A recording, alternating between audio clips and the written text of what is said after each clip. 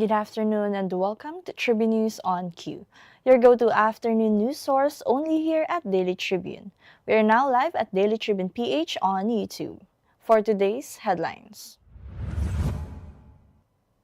Sara Duterte declares 2028 presidential bid aiming Ferdinand Marcos Jr. as impeachment efforts resurface. Land Transportation Franchising and Regulatory Board to hold February 20 public consultation after inspections find widespread safety violations at bus and POV terminals. Catholic groups on Wednesday called on lawmakers to further tighten proposed measures against political dynasties, noting that some contains loopholes undermining fair political participation. Former presidential spokesman Harry Roque is confident that the Philippine government's request for an Interpol Red Notice alert against him will not materialize. 6 more bodies trapped in the wreckage of the sunken MV Trisha Kirsten III were recovered in the past 2 days by technical divers of the Philippine Coast Guard. Department of Public Works and Highways ICE partnership with Philippine Chamber of Commerce and Industry to create green lane for vetted contractors and boost trust in government projects.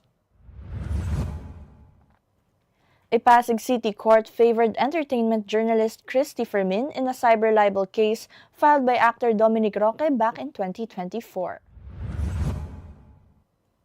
And Manny Pacquiao will be back in the boxing ring to fight Provodnikov in April.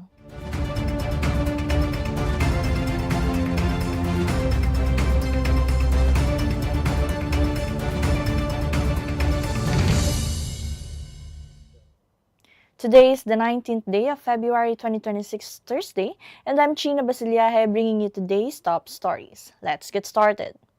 Vice President Sara Duterte on Wednesday declared that she will run for president in 2028, an early notice filled with spite toward her one-time ally, President Marcos, and delivered just as House members are set to take up revived efforts to have her impeached. The announcement ended speculations about Duterte's political plans since breaking away from the Marcos administration in June 2024.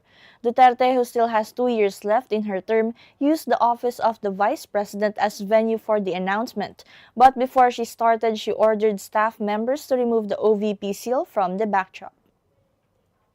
And the Land Transportation Franchising and Regulatory Board, or LTFRB, has announced that it will hold a public consultation this coming Friday, 20 of February, after nearly half of the bus and PUV terminals inspected nationwide were found to be non-compliant with safety regulations.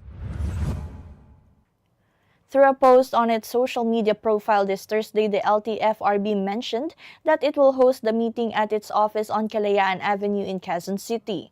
The agency's chairperson, Attorney Vigor de Mendoza II, stressed that the meeting will focus on gaining better insight into what works in terms of offering the best experience for commuters and drivers alike. And Catholic groups on Wednesday called on lawmakers to further tighten proposed measures against political dynasties, as it pointed out how some contain loopholes that could continue to undermine fair and equal political participation. The Catholic Educational Association of the Philippines, Simbahang Lingkod ng Bayan, CBCP Episcopal Commission on Catholic Education, and Caritas Philippines made the call in a statement after reminding the public that political dynasties have long been prohibited under the 1987 Constitution, only to remain unchecked through years of silence and inaction due to lack of laws enforcing it. We remind our public officials once again, public office is a trust, not a private property, the group said. And former presidential spokesman Harry Roque is confident that the Philippine government's request for an Interpol Red Notice alert against him will not materialize. Roque, who is subject of an arrest warrant over qualified trafficking charges, said the Interpol has received his petition for delisting on the basis of his pending asylum application with the European Union. Roque maintains that he is a victim of unjust prosecution. The charges filed against Roque stemmed from his alleged involvement in unlawful activities of a Philippine offshore gaming operator in Pampanga. And 6 more bodies trapped in the wreckage of the sunken MV Trisha Kirsten 3 were recovered in the past 2 days by technical divers of the Philippine Coast Guard, bringing to 64 the number of confirmed fatalities so far, with 15 missing. The number of survivors stood at 293.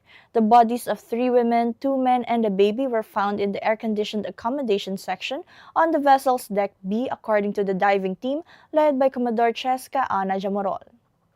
And for our business news, the Department of Public Works and Highways is looking to work with the Philippine Chamber of Commerce and Industry in setting up a green lane to encourage legitimate contractors to take part in government projects as part of efforts to rebuild public trust and fight corruption. DPWH Secretary Vince Dizon expressed the agency's openness to work with the PCCI in establishing a green lane for faster processing of requirements and payments for contractors. The idea is inspired by the Green Lane initiative being implemented by the Board of Investments for streamlined and expedited processing of permits and licenses for strategic investments. And the Philippine stock ended nearly flat, with the benchmark PSEI slipping 2.40 points or 0.04% to close at 6,392.37. The broader all-shares index also edged down 0.47 points or 0.01% to 3,541.58. Sectoral performance was mixed. Financial rose to 0.21%, industrials gained 0.41%, and holding firms advanced 0.23%. Mining and oil led the rally, climbing 2.22%. Meanwhile, property declined 0.25%, while services dropped 0.59%, weighing on the main index.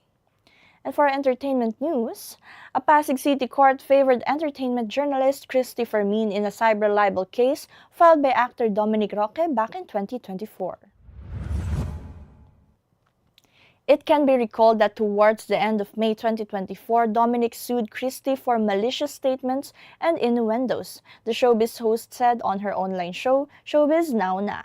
The actor filed the case in the office of the city prosecutor of Pasig City. At the time, Dominic was the 5th high-profile individual to sue Christie after Sara Labati, celebrity couple Sharon Cuneta and Senator Kiko Pangilinan, and Dominic's ex, Bea Alonzo. And now for our sports news. Manny Pacquiao will be back in the boxing ring in April, but this time, he has again chosen to go the exhibition route. The Filipino icon will be taking on former world champion Russian Provodnikov of Russia in a 10-round exhibition fight on April 18 at the Thomas and Mack Center in Las Vegas, various reports said Wednesday. The 47-year-old Pacquiao ended a 4-year retirement last year and fought Mario Barrios to a draw also in Las Vegas in a failed attempt to wrest the World Boxing Council welterweight title. And on February 19, 1888, Doña Aurora Antonia Aragon Quezon was born in Baler, Tayabas, present-day Aurora. She would go on to become the First Lady of the Philippines during the presidency of her husband Manuel L. Quezon. Doña Aurora stayed in the background during her husband's political life, involving herself with women's organizations such as the National Federation of Women's Club, of which she was honorary chairman. And the mall-goer was seen bringing his pet inside the mall. However, his pet turned out to be a toy dog on a leash powered by batteries. Other mall-goers were amused to see the owner walking it as if it were a real dog.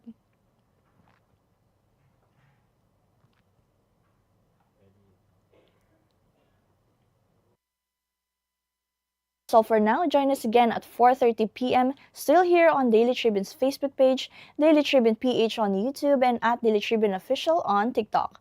Once again, I'm Chynna Basillaje, and this has been Tribune News on Q.